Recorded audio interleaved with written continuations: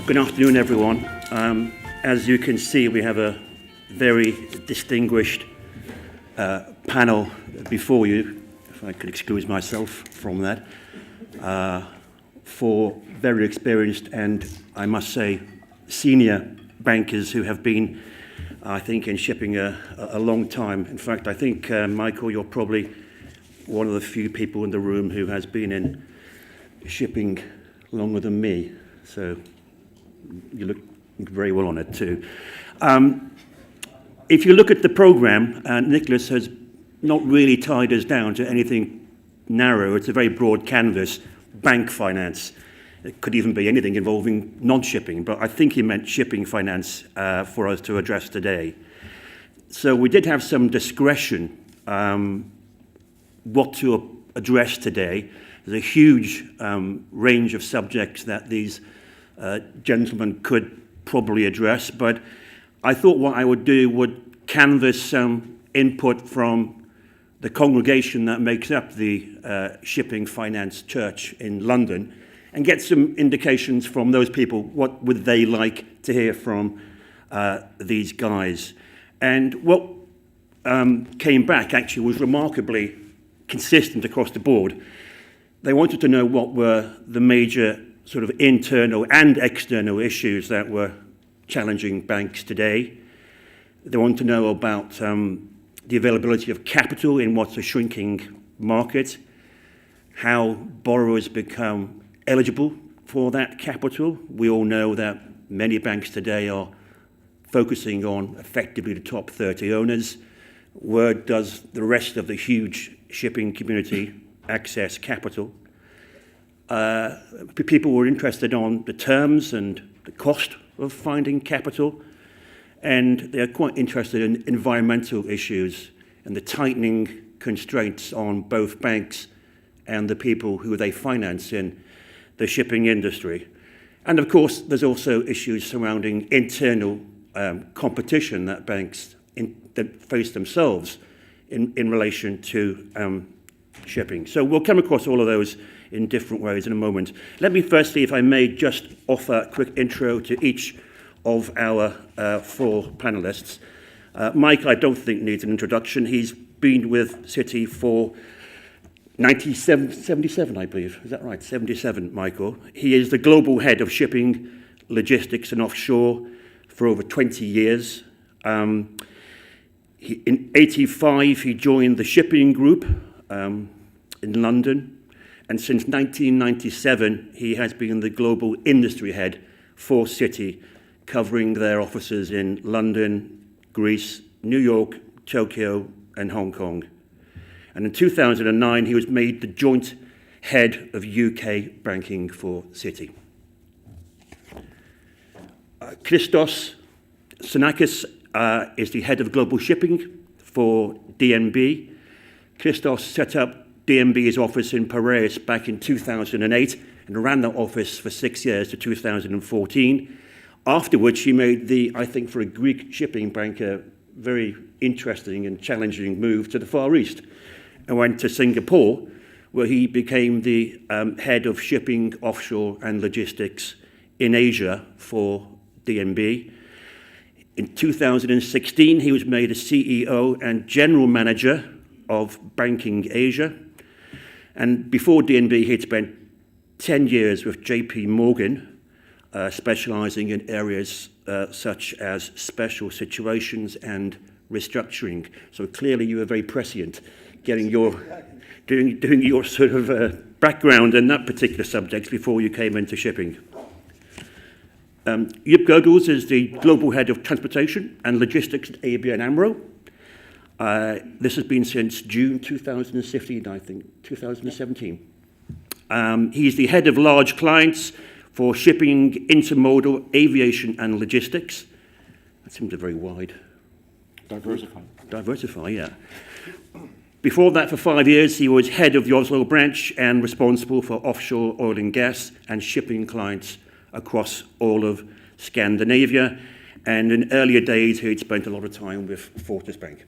And Michiel, of course, MD of DVB Bank and regional head of shipping for Europe. Michiel is based in Amsterdam, despite forgetting him, he's an old friend of mine. He used to help me a lot in arranging our Singapore dinners for bankers over at Marine Money in Asia. Sorry, Nicholas, for mentioning Marine Money. Michiel was in Singapore for many years, with various senior roles for the bank in Asia, but also including the Americas. He's specialized in the past in containers, car carriers, and intermodal. And for 5 years, from 2005 2010, you might recall he was the head of syndications based here in London for DVB. Okay, let's start, I think, probably right next to me. Yep. One of the questions that kept coming back to us from our questionnaire to people within the industry about this was, what are you seeing as the current major market challenges and opportunities for the industry and your bank currently? Does it work? Yeah. Yeah.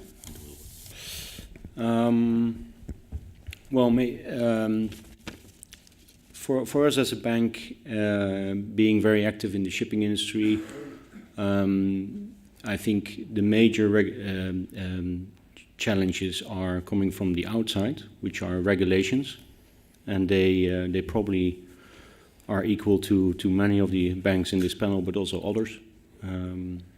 We've seen the shipping markets becoming more and more regulated, and I think for the right reasons. And also the banking and the financing market is becoming more and more regulated, also for the same reasons.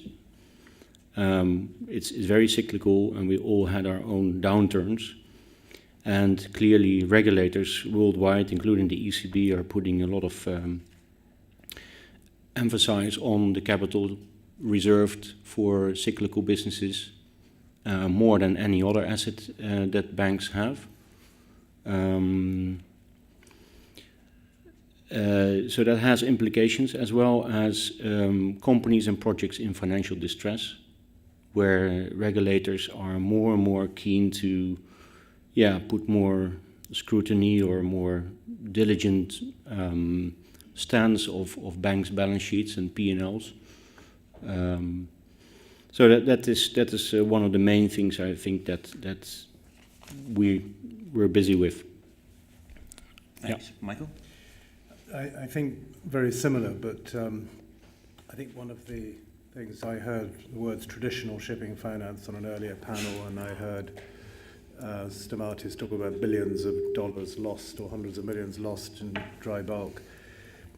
I think that the shipping finance is actually undergoing a big change at the moment. We're almost sort of in the doldrums. There, of course, is a flight to quality, the banks doing it, and some people talk about only about 10 banks doing it seriously, which is almost as low as it got in the worst periods before. That apart from the flight to quality, where people don't want to take too much risk because the regulators won't allow them, I think there are a lot of underlying things going on, and you heard the last speaker from DNV. There's a huge change taking place in the assets that this industry is going to be using. All the banks now have significant ESG agendas, so the issue of regulation, not just on capital, but regulation around environmental issues. So it's almost as if we're not really interested in financing traditionally, because there are other more important things that our own institutions are focusing on, whether it's also fighting for capital internally. But the industry itself is going through a dramatic change, and one that I don't think I expected to see in my career or even maybe lifetime. And I think that's what what we're seeing is not the old form of a quiet period followed by a return to sort of cyclical financing as values rise. There are much bigger challenges we all face. And I think the other key thing, and we probably got an economic downturn upon us too, which fortunately I think all of our portfolios and shipping generally, because of low order books, is actually well placed to face that. That the one thing that is going to be the big change is much lower leverage in the industry. So it'll take some time maybe before equity investors are lured back through consolidation and better freight rates. But actually banks are continuing to lower the overall leverage in their portfolios. And I think that is a change, partly regulatory, partly return-oriented, and that isn't a sort of cyclical thing, that is a permanent thing. And so we're in this sort of adjusting period. Now, there are other people, the alternative lenders, for example, many of whom are in this audience. There are other people providing what we used to call traditional shipping finance at a much higher price, and I think that will go on until, again, consolidation probably means many of those borrowers to them end up merging with each other. So there's huge change going on, and in many ways the lack of aggressive financing is a good thing and part of that adjustment. Thank you. Christos. I think it was very nicely summed up. Definitely the environmental responsibility is something that has come very heavily when it comes to bank. It's something new for us, but something we're taking extremely seriously. Michael is doing great work, spearheading that in many forums for the industry, and I think a number of other banks are also joining in. So I think we'll see a lot coming from the banks there. But I think the main difference and the main challenge when it comes to bank financing comes from the fact that shipping is a very cyclical industry and it's a very capital-intensive industry. And if you look at our regulators and the Basel III regulations, it's extremely difficult to make a profit lending cheaply to the industry. So the model that many banks have followed in the past, provide big volumes of cheap bilaterals, is no longer viable. That's why we have seen so many banks reduce their portfolios or exit the industry. So banks have to look at themselves and figure out, okay, what can we offer over and above a cheap bilateral? Do we have capabilities of assisting companies in the capital markets? Can we lead a bond deal? Can we lead an equity deal? Also, the needs of the customers are becoming much more sophisticated. So I think the big challenge here, for banks is to really serve their clients in a different way than they have done in the past. There is a lot of capital coming from China, quite cheap. So for European banks, with the regulations we have, the question comes, what can we actually offer to our clients over and above cheap money? So that's really the big challenge that we've been addressing at DNB. Thanks.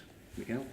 Yeah, that's also where part of the problem is, because we shouldn't be offering cheap bilaterals. We should offer transactions that are sustainable, well-structured, hopefully cycle-neutral structured, and that pay a return that works, whereby the product of a senior debt loan can stand on its own feet, and it's not dependent on the bank also able to sell successfully other banking products, because also those other banking products need to be priced adequately so that they also stand on their own feet. And the problem is, if you start to cross-sell, then indeed it's becoming cheap bilaterals, maybe even with LTVs that are slightly above the comfort zone, and are ultimately not helping the industry. Michael was also pointing to the trend that senior debt is becoming lower leveraged, and I think that's also a good thing for the sustainability of shipping finance going forward. And if you look at the new entrants, also touched upon briefly, yes, the leasing structures that offered high LTV financing with maybe some pressure on break-even levels. But the latest new entrants that we've seen, that's actually also well-structured, low-leveraged capital, maybe with some flexibility in the amortization, which actually helps the borrower in a downturn, but not against low pricing or high leverage. Okay, thanks, Michiel. You mentioned, Christos, Basel III, but I think I will spare the audience and yourselves any questions concerning that, although, of course, issues surrounding environmental and other regulations are impacting not just shipping banks, but the banking industry generally, although shipping banks has its own peculiar industry requirements with ballast water treatment, emissions controls, green recycling, etc. Michael, could I ask you, what does Citi do regarding these more intensive environmental constraints and requirements which are imposed on banks today? Well, I think And to be fair, Joep, the Dutch banks have been at the forefront of this too, but one of the things we have to do, I think, is to find a sort of common playing field. There will be some institutions that want to be further ahead for various reasons, but I go back to the Equator Principles, which Citi and some other banks led in 2003, which was establishing a framework for measuring environmental and social impact of project finance. And we're looking at, as Christos referred to, there are a number of initiatives going on in shipping. The Dutch and the Norwegians have led on recycling issues in line with European legislation. We're looking in a different forum at how to establish some similar things to the Equator Principles for shipping finance.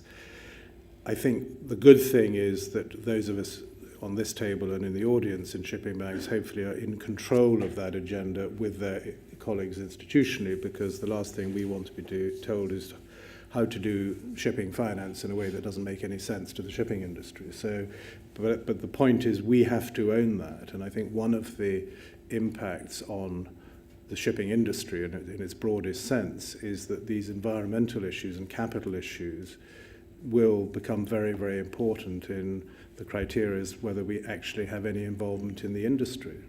If you think of the number of banks that have left the industry because of the amount of money they've lost, rather, there could be a huge number where the environmental tolerance for shipping or certain types of shipping disappears. I mean, whether it's the tanker industry or whatever, one can't rule out that people in large institutions decide it's not a good thing for that institution to be doing that. I think as long as we collectively in the shipping banks can control that agenda reasonably in line with what the IMO is doing, then I think we'll be able to manage through that. But I think the industry should expect the IMO to, having sort of made the decision in April, to be quite aggressive in its plans, and I think the finance community will follow that also quite aggressively. Okay, thank you. Christos? No, I think it's an extremely important topic, and I think we will come to very soon to the point where we'll have to decide if, going to recycling, for example, if a company does not have a responsible recycling policy, we will not be able to finance them going forward, because the bank's boards demand that we are not just compliant but environmentally responsible. And it's very important that we set the standards rather than have them imposed on us. And that's where we need also help from the clients. Selling the vessel to somebody else to scrap it is just not good enough. You need to have a policy from your board explaining and dictating how the vessel should be retired. That's extremely important. Thanks. Michiel? No, I agree. This is one of the, of course, one of the most important topics these days. Regulatory compliance, and especially with an environmental focus, the banks should take a leading role here. That's already been discussed on this panel, and I think we will see a lot of developments in the next 18-24 months on this field, I'm sure. Thanks. It's also a very important topic to the non-bank lenders that could enter into the industry. All the institutional investors that we speak to, they all look for environmental sustainability in their projects. So the industry will have to comply, the banks will help, and that will ultimately assist in bringing in more good quality funding into this industry as well. Okay, thank you. Yep. Yeah, I do agree with all of that. We have indeed been front runners for years in this topic, sustainable scrapping, green recycling. I think it's also up for us to finance and to sponsor a number of initiatives that are taking place. Usually these are suppliers to the industry. I think we as banks going forward can also look at the makers list and look not only at the life end of the ship, but also at how it is designed, and have some influence and make choices there. So that's in development. Banks will also look at their going forward at the footprint of the fleet that they are financing. So we're also developing that. I made clear also in New York last time that we will not be getting involved into F&G labeled ships. So the labeling of ships in terms of their efficiency, I think is pretty new and is happening already in the real estate market. But if you do that consistently, and if that is, evolving into a more usable labeling, then you can distinguish ships from each other, or operators from each other, and make choices as banks. And that's indeed what we need to do more and more. Okay, thank you. I mean, interestingly, when I see from a lawyer's perspective the shipping industry compared to, say, a project finance transaction with a leading export finance agency support, the environmental conditions imposed on those projects are actually, I think, much stricter than what the shipping industry has so far had to comply with. So I think in some respects we are playing a bit of catch-up. You mentioned the Equator Principles, Michiel, but certainly they apply with other OECD requirements imposed on borrowers, including things like environmental plans, which we probably can't understand how they may apply in shipping, but I can see that the industry will go down that road in some way in the future, and probably rightly so too, for the reasons that you've all described. We've covered basically external issues which are impacting the banks, but if we touch upon some internal issues, not just bank regulations, but things like the competition for funds, because you're all competing internally for a certain pot of capital that you have available, or KYC problems, or corporate social responsibility. Are these issues which you are finding on a day-to-day basis are taking up more of your time rather than the pure shipping customer business? Perhaps you could start on that, Christos. No, absolutely. I mean, there is a competition internally for funds. No bank is obliged to do shipping. You do shipping as long as it makes a return for your shareholders. And it's very important that you actually try and figure out where you make money and where you do not. We went through a very big exercise at DNB the last year, reducing actually quite aggressively the number of clients that we cover, focusing on the ones that are profitable for us and focusing on the ones where we can make an acceptable return. A large part of our business comes from the capital market side. So we have focused on clients where we can be helpful more than just on the lending side. So that has been a large part of our decision making, but also risk has been extremely important. The quality of the asset, of the asset and the owner. That does not mean that traditional owners are not part of our portfolio. They absolutely are. But even there, we try to be adding value a little bit more than just providing a cheap bilateral, as I said before. So big competition of capital, big competition on return. And this is what will ensure that we remain in the industry going forward. And that goes for all of us. Okay, thanks. Michiel? Yeah, for us, competition with other industries is a bit less relevant. We're, of course, a transport finance focused bank. KYC, corporate responsibility, those are all features that are increasingly important, taking more of our time. That is not specific to a single bank. That is more applicable to the community. But again, coming back to Christos, we probably represent two different mindsets or two different strategies, because I would actually take the view, let's make sure that the product itself, shipping finance, senior debt, is adequately priced and structured so that it actually works and it becomes attractive for various parties to enter into and to continue to provide on a sustainable basis. And then you don't need to cross-sell, you don't need the other products to make up the returns. Shipping finance itself should already generate those returns. Thanks. ABN?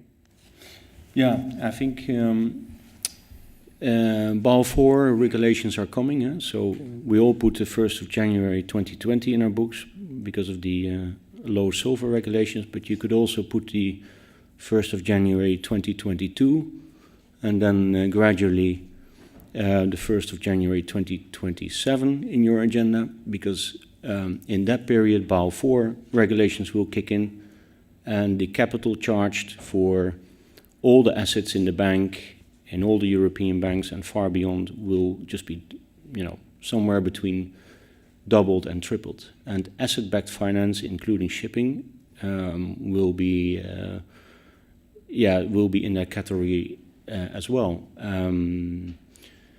And then the choice is, of course, within the bank, what do we do with our capital? So those are indeed big themes with all of us, I guess, including ABN AMRO. Secondly, what was said already is disintermediation, is the bond market, the equity capital markets, debt capital markets, private placements. We've done a lot of them. Those are opening up leasing companies, insurance companies, pension funds, interested to take on a large chunk of debt at the moment, but also in future, I foresee. Then there is indeed the lending itself needs to be more profitable, so I see pricing going up in the next few years, a lot up, as well as the flow over other products that the banks deliver. It's very hard to have a proper global cash management mandate or provide interest rate hedging or foreign exchange hedging if you don't have the clients and don't have the flow over those products. So these are themes that are very important for ABN, and working hard on that. Maybe one comment that relates to this. I think there is a big, I repeat myself, but I think there's a big, everything becomes more expensive, capital, but also ships will be becoming more expensive as they comply to regulations. So we will have to get used to a much higher cost level. Don't forget the interest rates, which will go higher, are already much higher than they were last year. So everything becomes more expensive, and I think there is a challenge there with the charters. The charters have to really sponsor the innovation and come up with a lot of good charter years and days to make that happen. And I don't see that unlocking yet, but that needs to come. Otherwise, the innovation and the new building of more sufficient and efficient ships is not going to happen. The financing is also not going to happen. Okay, thank you. Go ahead, Michael, sorry. I'd like to answer that question because I sort of agree with what's been said. If nothing changes, Basel IV will put us all out of business. But actually, I think things will change before that. Yes, things will become more expensive. But I think the other thing is, I think shipping finance, as described, is disappearing. One of the things, to the question you asked, Christos originally answered, we all have to deal with KYC, competition for capital. But actually, it's about not being different from anyone else in your institution, unless you're DVB, which is very specific.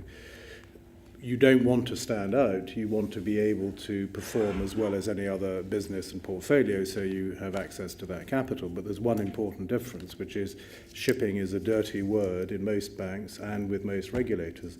You can ask Joep how he spent his summer with his regulator.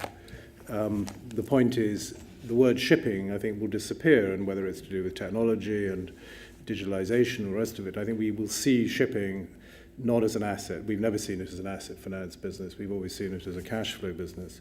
But I think the ship itself, partly because, as Joep said, it's going to get more expensive, more sophisticated to meet regulation, it will be financed as part of the global supply chain, whether it is the energy infrastructure supply chain or the container and ports, the finished goods supply chain. So the concept of shipping finance, and maybe Michiel won't be in business still, because if no one's financing ships per se, he won't be able to do it. And so I think that will change before we get to Basel IV, because actually no financial institution will get to Basel IV and then leave the business. It will have already worked out. It needs to get out of it. So I think the question is, if it stays as it is, things will get much more expensive and shipping finance will shrink to very little, or we've got a more fundamental change taking place where the word shipping will disappear from the lexicon. And I think that's personally, I think, where Citi will go. Okay, that's interesting because we were going to discuss issues like banks. All banks have different models and how they operate within the shipping or offshore industries.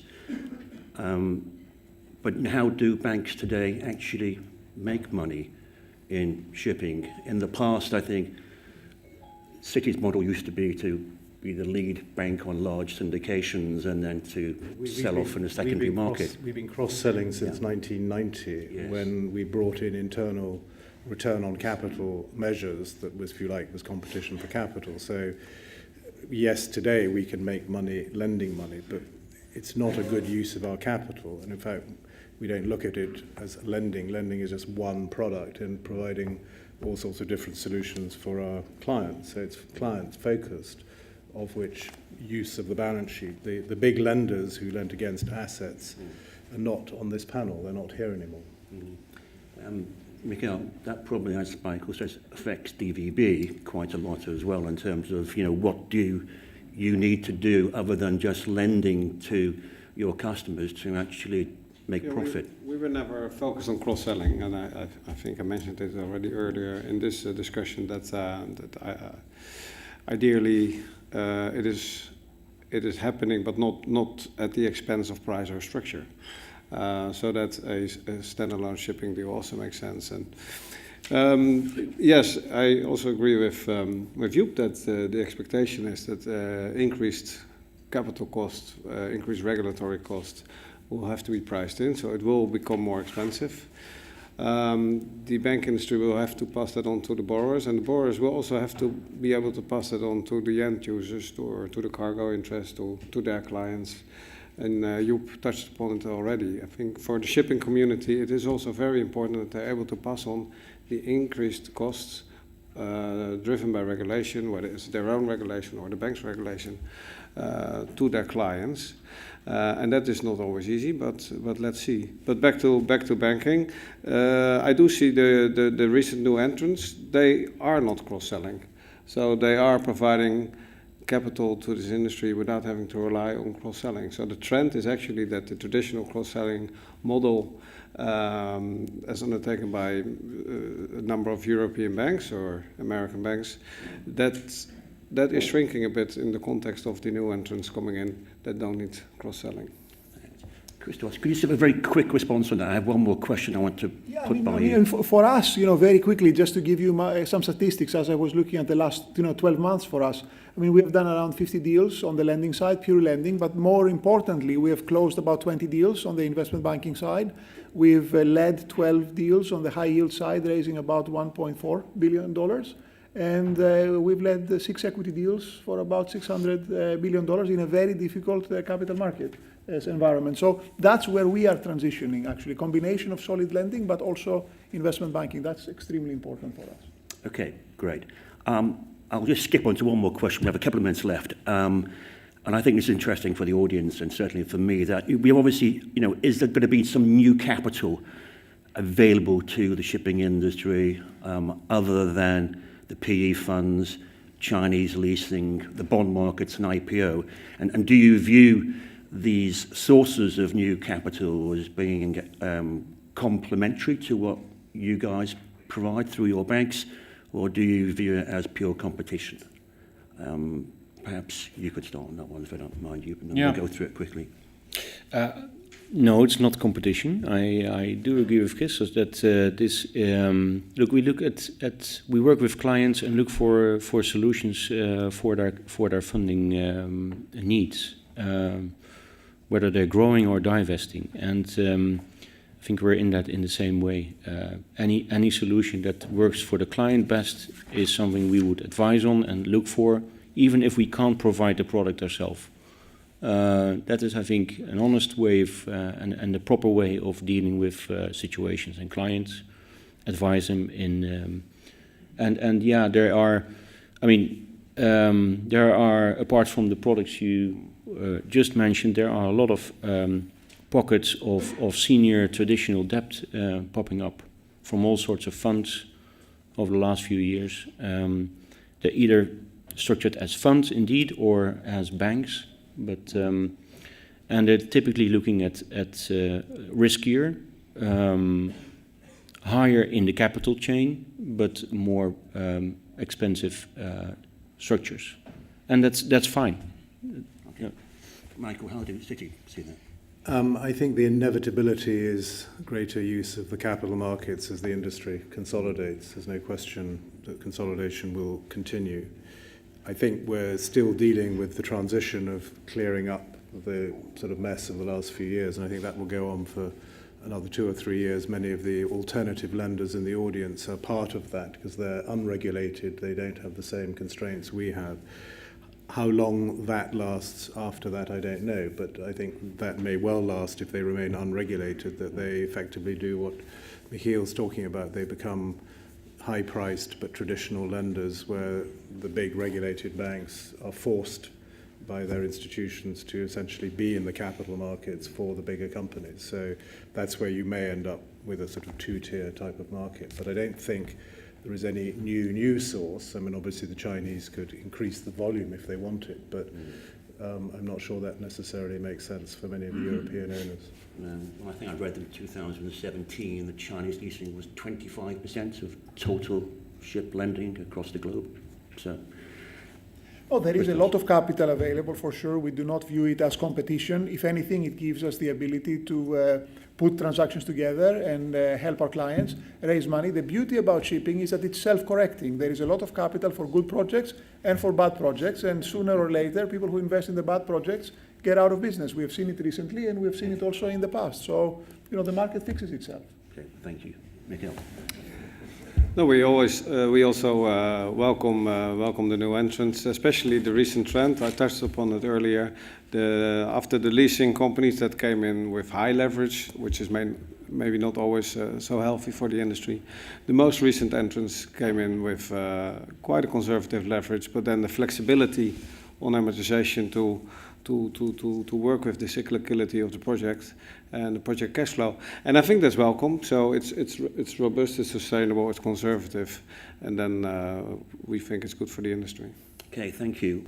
Someone who paid 16% on his mortgage in 1990-something, interest rates where they are, I mean, they're going up again this week, but I think it's not yet an issue. A number of companies who hedged when interest rates were coming down ended up with huge mark-to-market losses when interest rates kept sinking. So there is an issue, make a valid point about credit appetite of going out, how long you go out, and that is a competitive issue between banks and how they manage their long-dated swap books. But I don't think the interest rate risk from a regulated institution is yet an issue, frankly. I recall fixing in my mortgage at 11.5 in '89 and was delighted when it went up to about 13 or 14%. It's unbelievable. Anybody else have a response on that? No. Any other questions from the audience? It'd be nice if somebody answered the question of what interest rate do current portfolios start to move into default? I don't think you can. I mean, it's not really at the top of the list when it comes to risks, and we don't look at it like this. We don't have projects and then we map the interest rates and when do they actually go into default. I think we are quite comfortable that for the business we have selected, they can withstand an increasing interest rate environment. Now, if interest rates increase 20 times, then of course you have a problem. But how realistic is that? So you have to, probability adjust things. But this is not really, I mean, we are more worried about what the freight market is going to do on the tanker side over the next 6 months. We see that as a bigger risk than a big increase in interest rates. That's my feeling, actually. Maybe it's a valid point, and if we see interest rates increasing very sharply, I think, this will go certainly up the pecking order, but it's not there at the moment. Okay, thank you very much, everyone.